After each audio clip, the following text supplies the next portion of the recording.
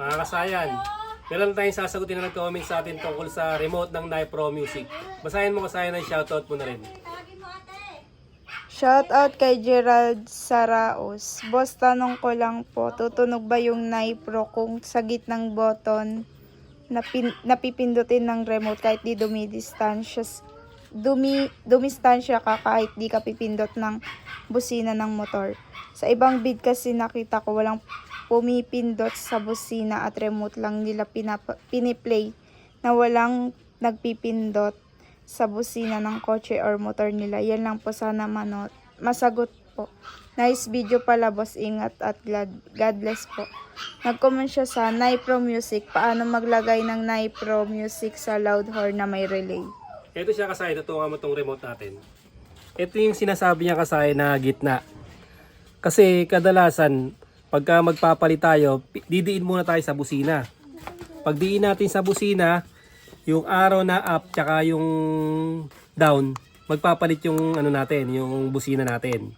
Ngayon, ang comment niya ay kung magpapalit to ba ng busina pag pinindo to.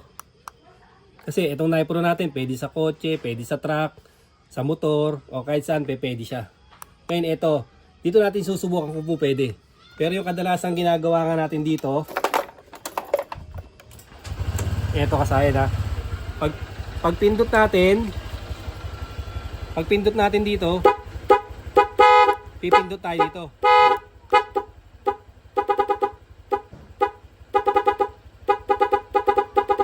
Pag gusto natin pababain,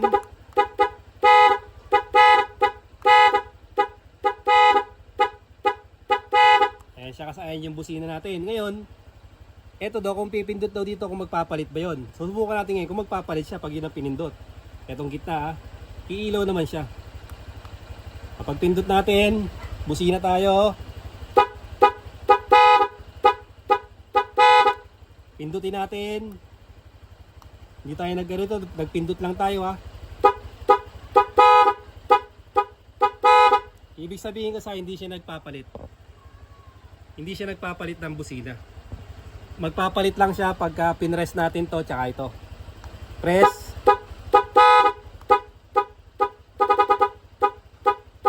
Press.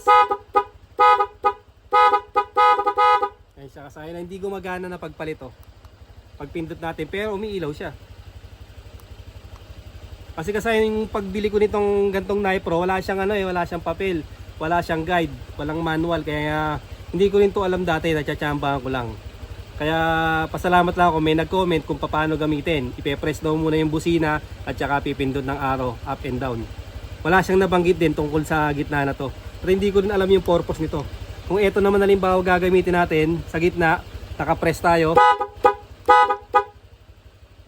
Off, nag-off siya. Ibig sabihin, pang-off lang siya. Ayun siya kasayan ha. Lipat tayo uli. Pindot.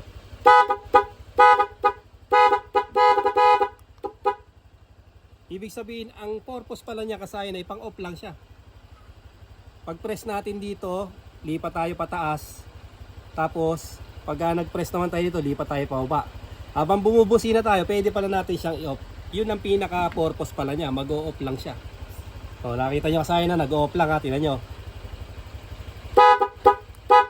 Yun, off lang siya. On natin.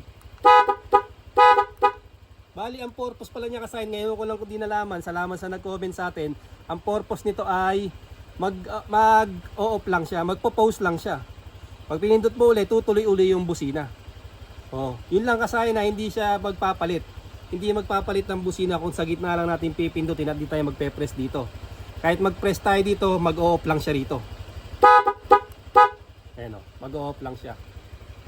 Shoutout nga pala kasayang shoutout at happy birthday nga pala kay Yolanda Bonifacio ng Tikay Malolos, Bulacan. Hanggang dito na lang mga kasayan. Salamat sa panonood.